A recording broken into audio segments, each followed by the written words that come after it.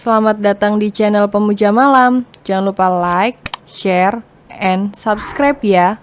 Terima kasih.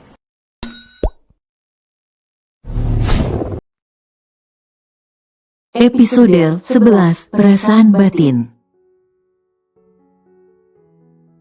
Ini semua takdir, kita hanya bisa menerima dan mengikuti alurnya.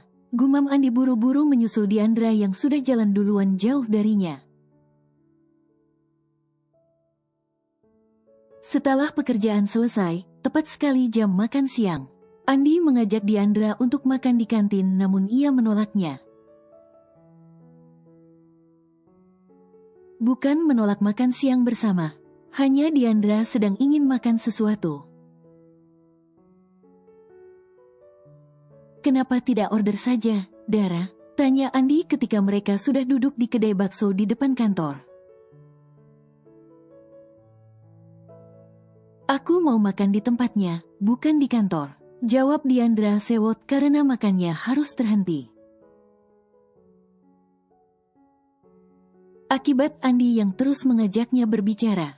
Maaf Bumil, ampuni aku. Cicit Andi diakhiri tawa yang lepas. Setelah makan bakso, masih ada 20 menit sebelum melanjutkan pekerjaan. Andi mengajak Diandra membeli es krim lebih dulu di minimarket. Dan tentu saja Diandra tidak menolaknya. Kau mau rasa apa? Tanya Andi seraya mencari-cari rasa yang menurutnya enak. Aku rasa coklat. Jawab Diandra seraya mencomot es krim coklat kesukaannya. Setelah membayar, mereka bergegas ke kantor. Dengan menghabiskan es krimnya di jalan. Karena di kantor dilarang membawa makanan atau minuman dari luar. Andi, terima kasih ya atas semuanya. Ucap Diandra seraya melempar stik es krim ke dalam tempat sampah. Andi bukan fokus pada perkataan Diandra.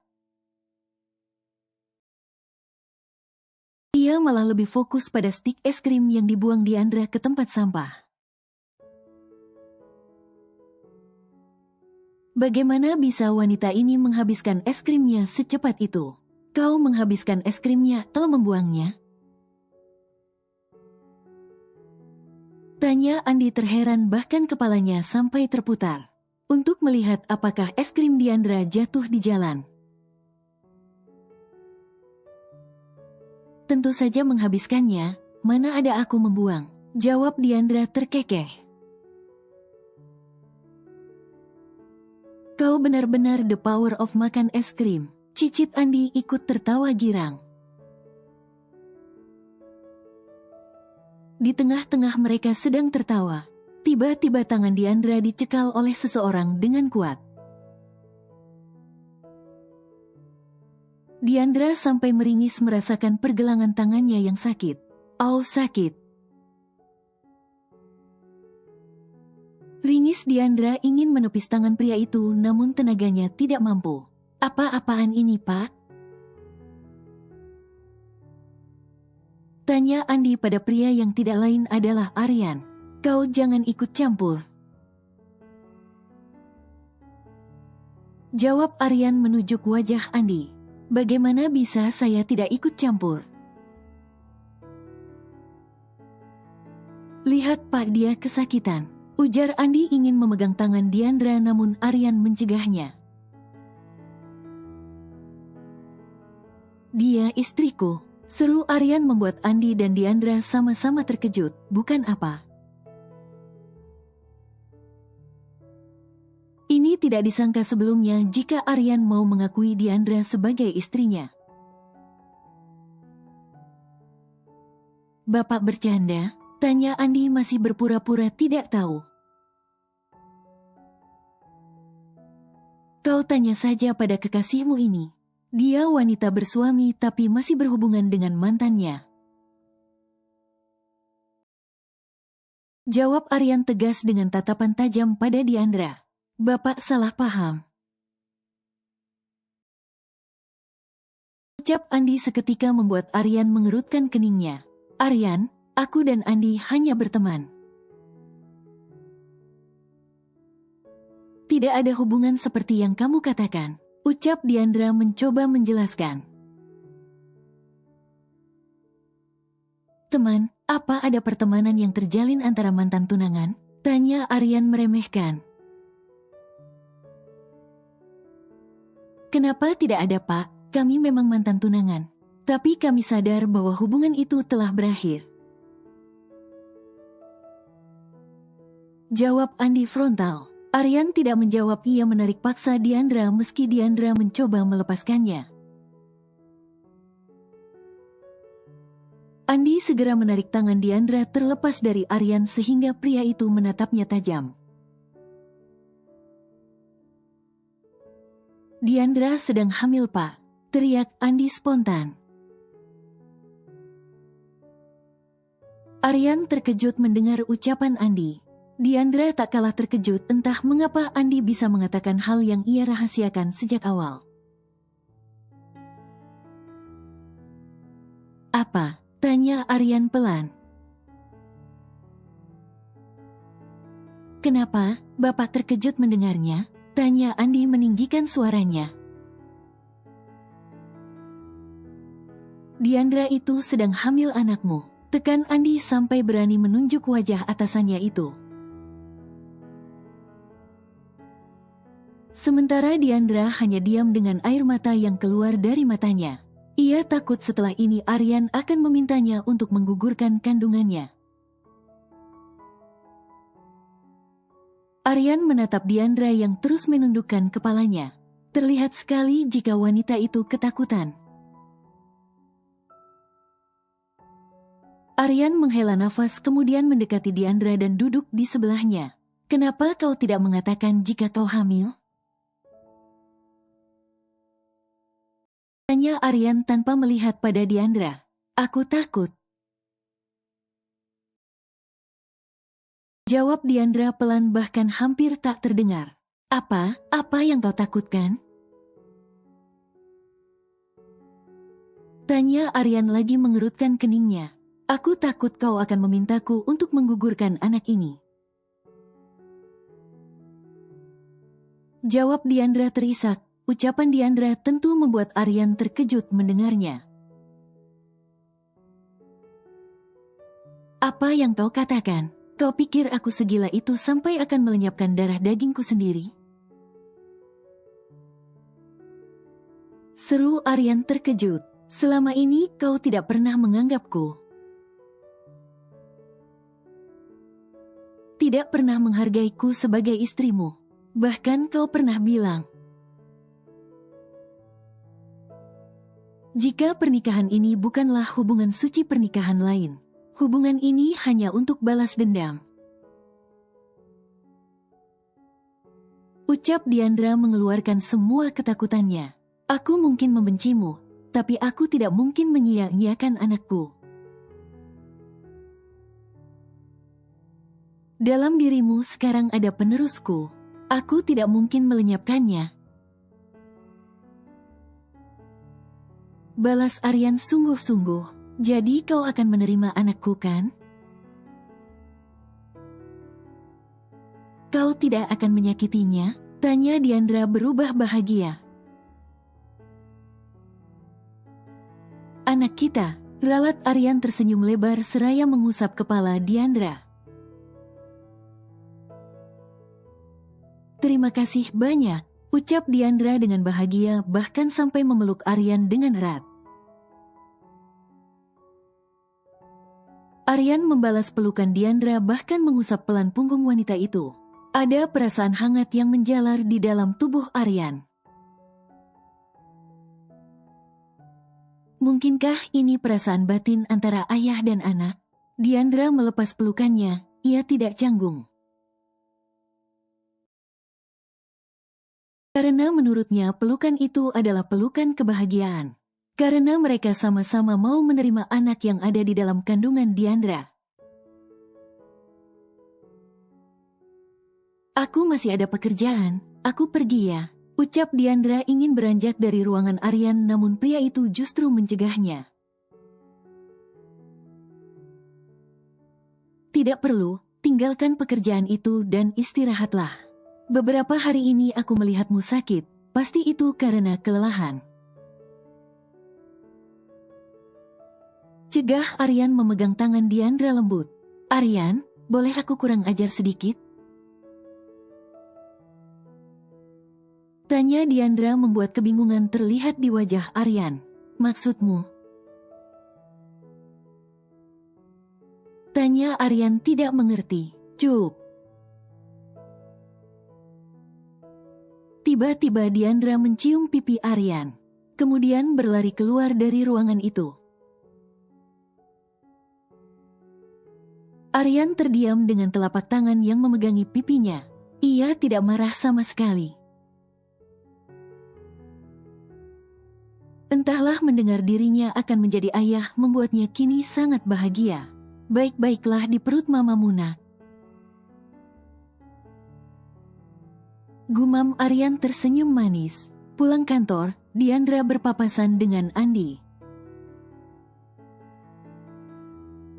Mereka saling melempar senyum. Andi bahagia karena apa yang Diandra takutkan tidak terjadi.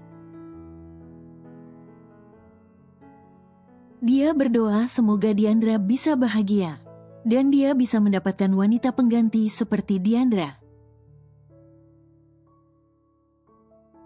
Selamat sore, Pak. Sapa Andi pada Aryan yang menganggukkan kepalanya. Roy membukakan pintu untuk Tuan dan Nyonyanya, kemudian segera masuk ke dalam mobil. Dan mengendarainya dengan kecepatan standar. Di perjalanan Diandra hanya diam. Seperti biasa di jam segini ia akan merasakan perutnya diaduk-aduk. Uwek. Diandra buru-buru menutup mulutnya. Ia melirik Aryan yang sedang melihat padanya. Lagi dan lagi suara ingin muntah terdengar di dalam kamar mandi. Kau baik-baik saja, kau mau minum? Tanya Aryan mengambil sebotol air dan memberikannya pada Diandra. Diandra mengambil dan meminumnya. Sedikit meredakan rasa mualnya meski masih terasa sedikit. Diandra menyandarkan kepalanya ke kursi dan memejamkan matanya. Jalanan macet dan itu pasti akan memakan waktu. Aryan melihat Diandra yang tertidur tidak nyaman. Segera membetulkan posisi tidur ibu dari anaknya itu. Kepala Diandra ia sandarkan di bahunya. Dan Diandra justru membalasnya dengan melingkarkan tangannya di pinggang Aryan. Aroma parfum Aryan memang paling bisa membuat rasa mualnya hilang. Anak dalam kandungannya benar-benar peka. Ia meminta bundanya harus bermanja-manja pada ayahnya agar rasa mualnya bisa hilang. Sesampainya di rumah, Aryan menggendong Diandra masuk ke dalam kamarnya. Aryan merebahkan dengan pelan tubuh Diandra kemudian menyelimutinya. Selamat tidur, ucap Aryan mencium kening Diandra. Kemudian tangannya terulur untuk mengusap perut Diandra pelan. Kau akan menjadi pelindung ayah dan mamamu kelak. Cicit Aryan bahagia, bahkan sangat bahagia. Diandra sudah bersiap dengan pakaian rapi. Dan juga tas kerja yang biasa ia pakai. Dengan cantik ia berjalan menuju meja makan seperti biasa untuk sarapan. Namun ketika sampai di meja makan, Diandra menemukan Aryan yang sedang menyiapkan semuanya. Aryan, panggil Diandra membuat si empu menoleh padanya. Kau sudah bangun, dan mau kemana kau rapi begitu? Tanya Aryan membuat Diandra bingung. Pasalnya ini sudah biasa bukan? Apa perlu Aryan bertanya kenapa dia rapi?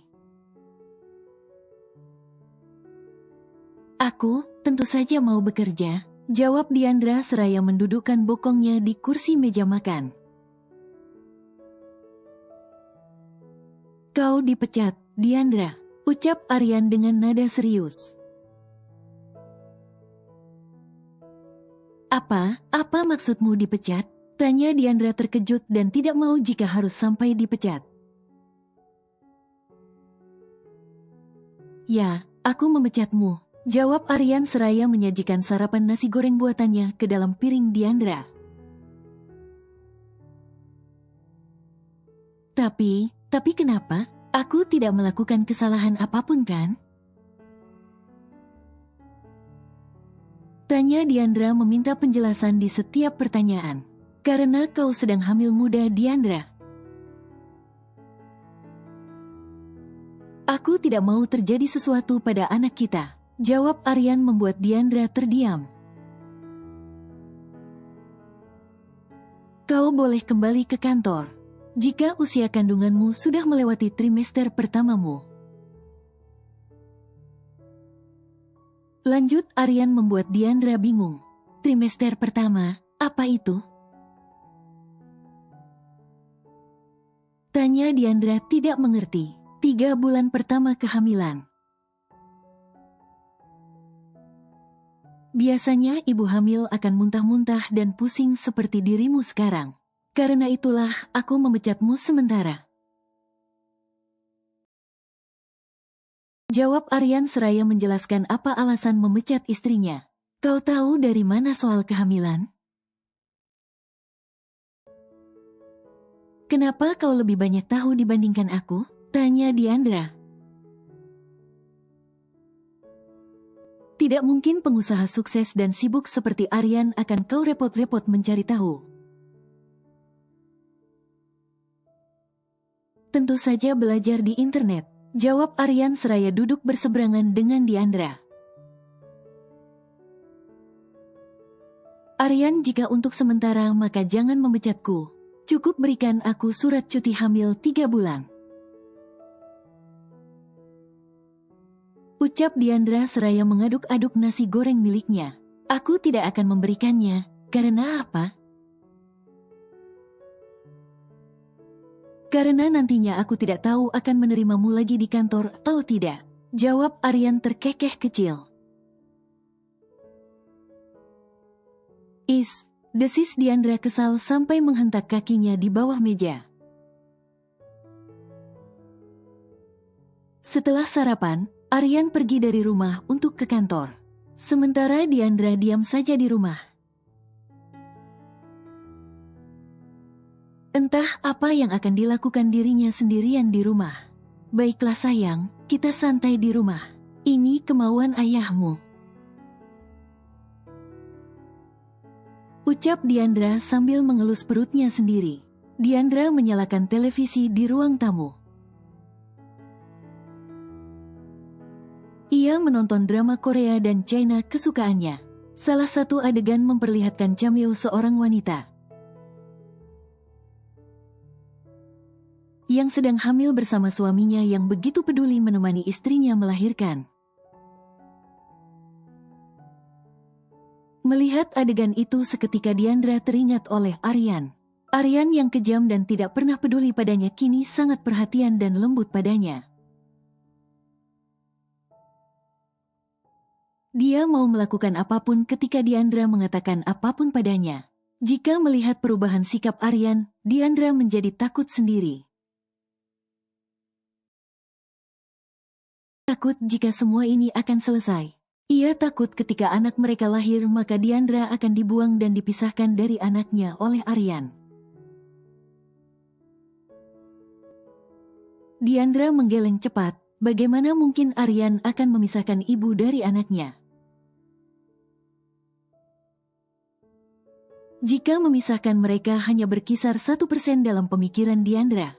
Namun kembalinya sikap Aryan yang kasar 99% yang ada di pikiran Diandra. Lupakan pikiran anehmu, Diandra. Semua pasti akan baik-baik saja. Gumam Diandra kemudian mematikan televisi dan pergi ke kamarnya untuk istirahat. Sementara Aryan di kantor, ia tidak bisa tidak memikirkan Diandra. Sejak kemarin sikapnya pada wanita itu sudah sangat berubah. Ia sendiri bingung kenapa bisa berubah hanya dalam 1 hari. Inikah yang diinginkan anak dalam kandungan Diandra? Anak itu mau dirinya dan Diandra bisa menjadi suami istri sesungguhnya. Namun bayang-bayang tawa kedua orang tuanya selalu muncul. Ketika ia ingin berbuat baik pada Diandra, ia seketika mengingat perlakukan orang tua Diandra pada mendiang ayah dan bundanya. Mungkinkah aku harus belajar mengikhlaskan kepergian orang tuaku? Tapi itu rasanya sangat sulit. Mereka pergi tepat di hari ulang tahunku. Rasa benci dan dendam selalu menggebu di dalam diriku ketika melihat wajah Diandra.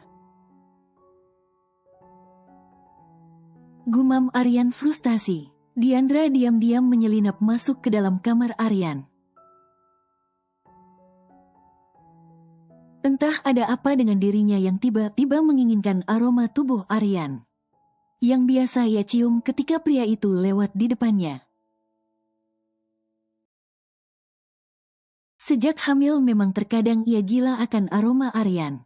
Bahkan dulu sampai berani memeluk Aryan duluan agar bisa sekedar menciumnya. Diandra pergi ke meja rias yang ada di sana. Terlihat banyak sekali perabot Aryan yang tertata rapi di meja. Bukan 1-2, Aryan memiliki hampir 10 parfum dengan botol yang beraroma berbeda dan tidak tanggung-tanggung. Mereknya sangat membuat Diandra lemas.